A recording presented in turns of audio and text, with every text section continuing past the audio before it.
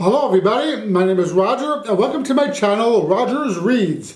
So today I'm going to bring you a recent book haul, including books that I've purchased, namely from Book Outlet, and books that were sent to me. And this will probably be my last book haul for the year. Actually, it will be my last book haul for a while, as I'm not going to buy any more books until I read the ones I have.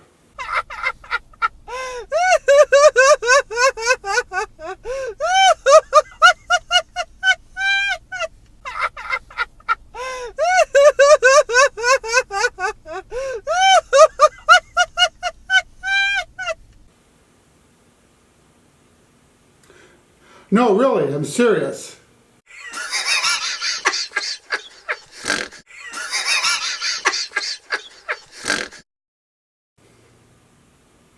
Anyway, on to the haul.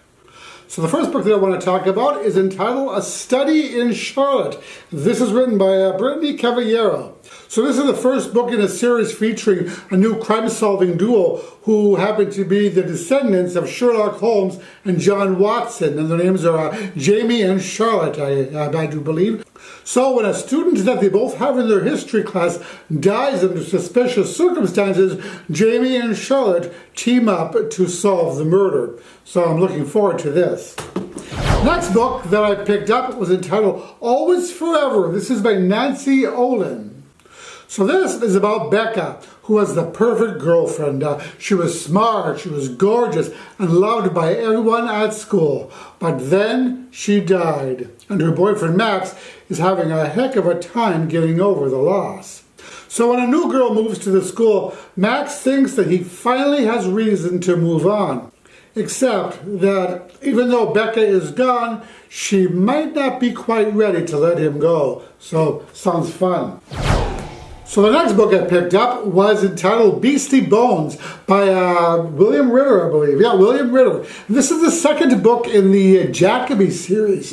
And the series follows Abigail Rock and her employer R.F. Jacoby, who are called upon to investigate supernatural matters. So in this book, there are vicious shapeshifters disguised as a litter of kittens, and then a day later, their owner is found murdered.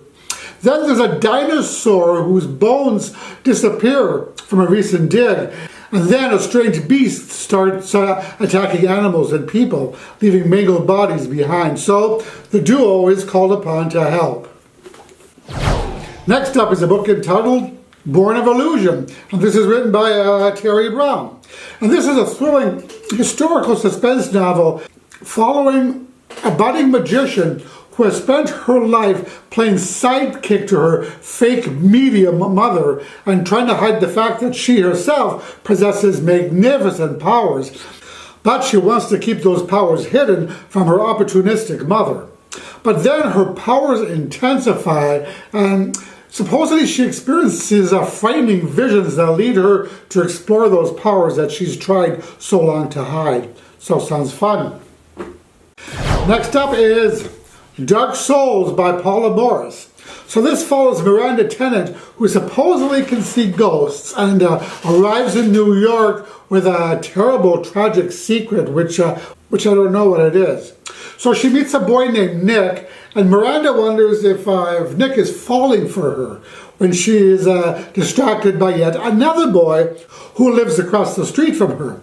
One who's even more handsome and mysterious than Nick, and who seems desperate to send her some sort of message. So soon Miranda realizes that something dangerous and deadly is being planned, and she may have to face the darkest part of herself in order to unravel the mystery and find redemption. So the next book that I picked up, which sounds like a lot of fun, is entitled Freya by Matthew Lawrence. So this follows Sarah Venati, aka the ancient Norse goddess Freya. Yes, Freya, the goddess of love, beauty, war, and death, as she's hiding out in the 21st century. But when a new rising power erupts and threatens to remake the world, Sarah realizes that her days of hiding have come to an end. So I'm really looking forward to this. It sounds like a lot of fun. Freya. Next up, we have another book in the Jacoby series by William Ritter. and this one's entitled Ghostly Echoes, and this is book 3. So I have book 2 and book 3, but I don't have book 1, which I'm going to have to pick up because I want to read that one first before I start the series. Though I do think that they can stand on their own, but I do want to start from the beginning.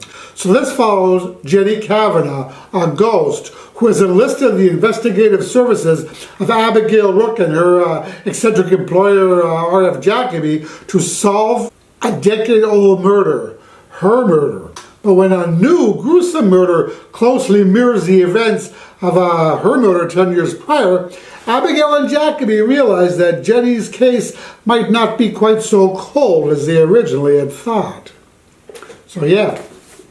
So the next book I picked up, which sounds like another fun book, is entitled I Woke Up Dead at the Mall. This is by Judy Sheehan. So this follows Sarah, who has woken up dead at the Mall of America. And with the help of her death coach, she has to learn to move on, or otherwise she's going to end up meeting a fate worse than death, becoming a mall walker. So as she tries to complete her unfinished business, Sarah falls for a cute boy named Nick, and she discovers that she has an uncanny ability to haunt the living. Now, while she has no idea who killed her and why, apparently someone she loves is going to be in grave danger.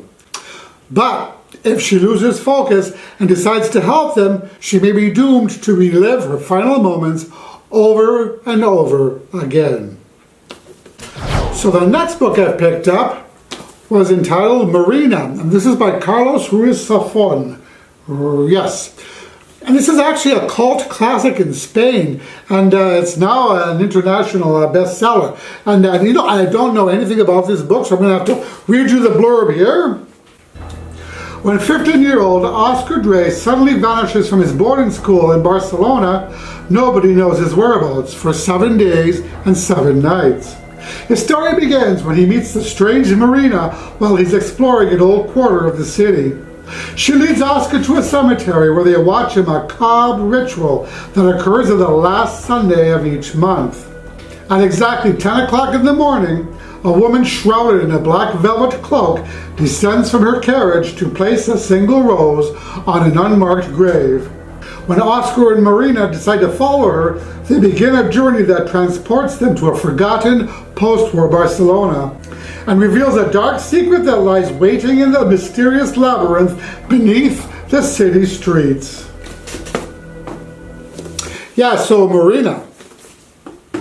So next up is My Lady Jing, and this is written by Cynthia Hand, Brody Ashton, and Jody Meadows. So this follows 16-year-old Lady Jane Grey, who is about to be married off to a stranger, but then is caught up in a conspiracy to rob her cousin King Edward of his throne. But Jane also gets to be Queen of England. So this is supposed to be a really funny story told in the spirit of The Princess Bride, so I'm kind of looking forward to it. I watched quite a few interesting reviews of this, so it sounds like fun. Next up is Slay, the second book in the Freya series. So this follows Freya, who once again disguises herself as Sarah Venati, and she's now an up-and-coming star on a scandalous television series. But supposedly an ancient enemy returns, and Freya has to walk a dangerous line here between mortal and goddess, because if she ends up losing her humanity, the entire world is screwed. So sounds like fun. So next up is The Demon's Lexicon by Sarah Rees Brennan. So this follows 16-year-old Nick and his brother Alan, who, from what I gather, are a couple of demon hunters. Their father is dead and their mother is crazy, and there's daily magicians who use demons to work their magic. Now the magicians want a charm that Nick's mother had stolen, and they want it badly enough to kill. But then things get really weird when Nick begins to suspect that everything his brother has told him about their father, their mother, their past, and what they're doing is a complete and utter lie.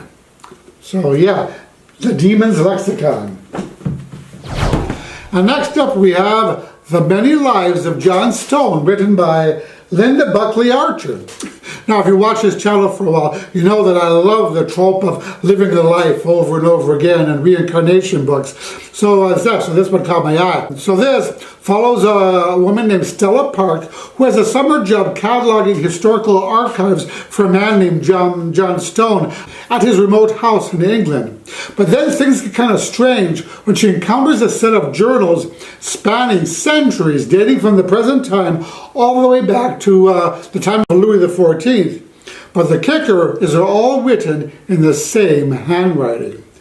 So needless to say, this intrigued me right away, so I picked it up.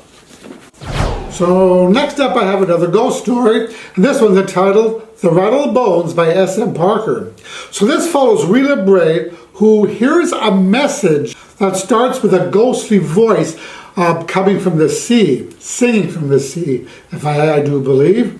And then she starts to get visions of a girl around her age who we assume to be a ghost.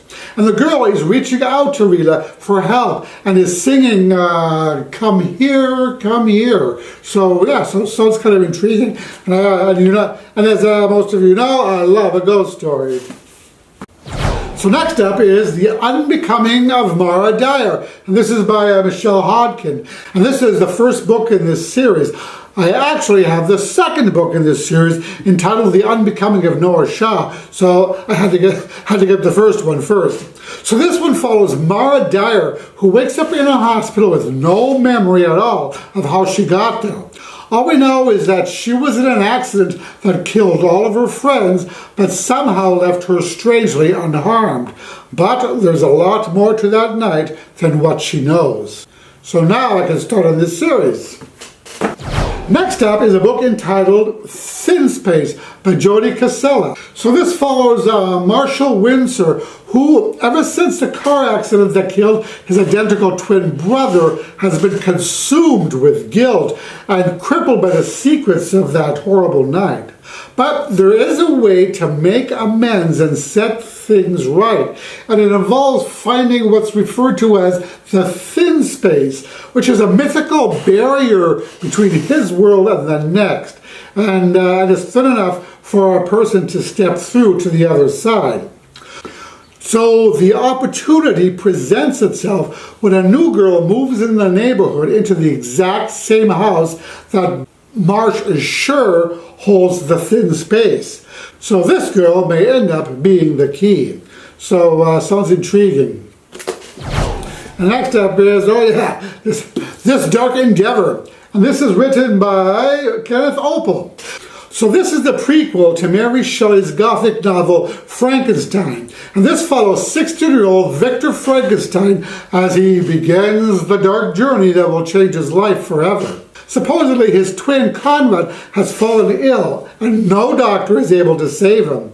But Victor is unwilling to give up on his brother. And so, along with his cousin Elizabeth and their best friend Henry, they begin the search for the ingredients to create the forbidden elixir of life.